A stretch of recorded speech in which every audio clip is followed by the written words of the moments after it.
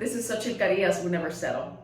Today I want to talk about something that is quite common nowadays, unfortunately, and that is anxiety and depression.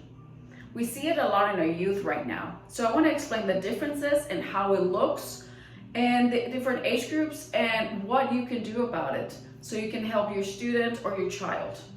So anxiety and depression are two kind of common things that are happening right now, especially after COVID, and a lot of exposure to social media also can bring up anxiety and depression in children.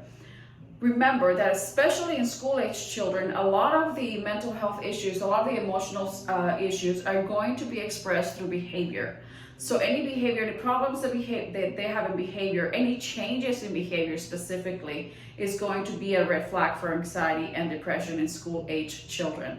So any change in the way that they sleep, the way that they eat, and the way that they interact with others, if they're isolating themselves, if they're sleeping less or wetting the bed, it actually can be another symptom, and they can be older kids, 4th grade, 5th grade, so that can happen.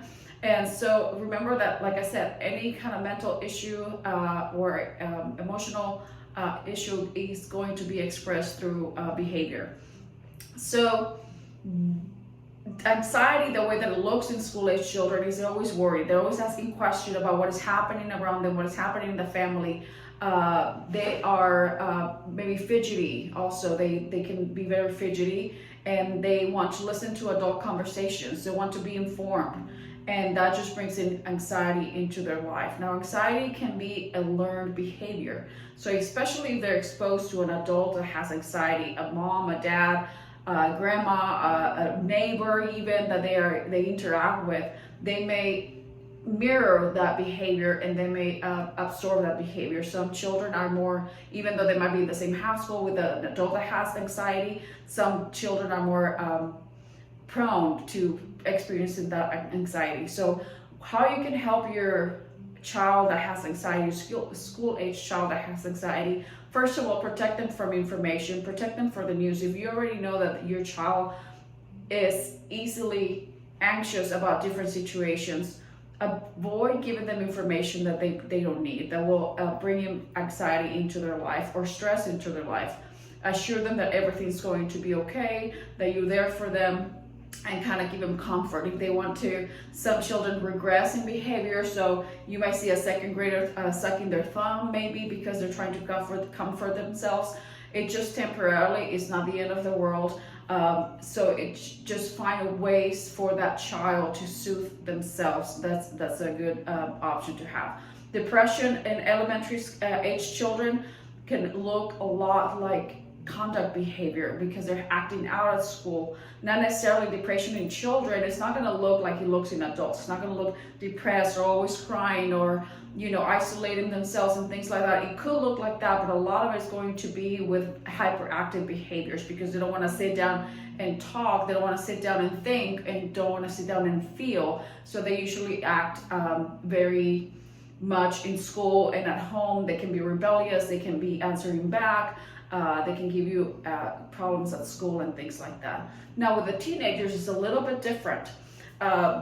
Still, any type of emotional distress is going to show up in behavior. So, which is very hard because teenagers are already very volatile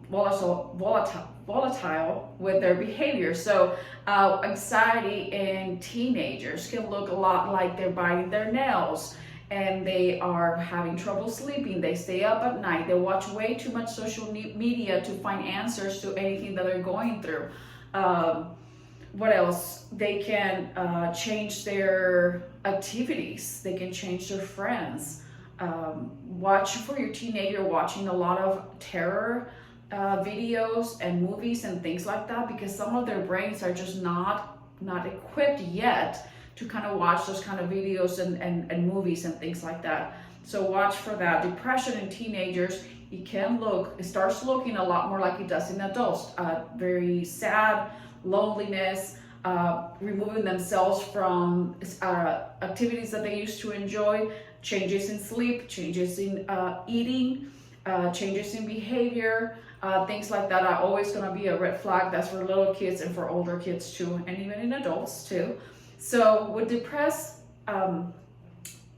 that's exciting teenagers, how you can help them is, first of all, find them professional help if you can. There's a lot of resources. There's a great application called Aunt Bertha, and you can find lots and lots of resources there about affordable mental health help to your teenagers. There's websites in there too that you can find that they can help them. There's a lot of books and activities that they can do, self-esteem issues, self-esteem exercises they can do at home that's going to help with their anxiety, so that they can find what is it that they have control over, what is it that they don't have control over, and things like that. They can start rewiring their brain. For depression, talking to them, finding a professional to talk to them.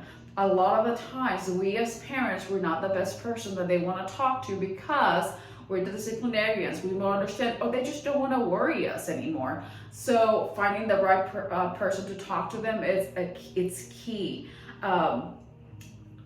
Ask them open-ended questions. So instead of like, how was school? Ask them, tell me about school today. Tell me about your friends. Tell me about that math teacher. Be very specific with the questions that you ask. Or tell me about your friend Brianna. How is she doing now? What does she know? What do you guys do today? And things like that. So be very specific so that they know that you are listening to them.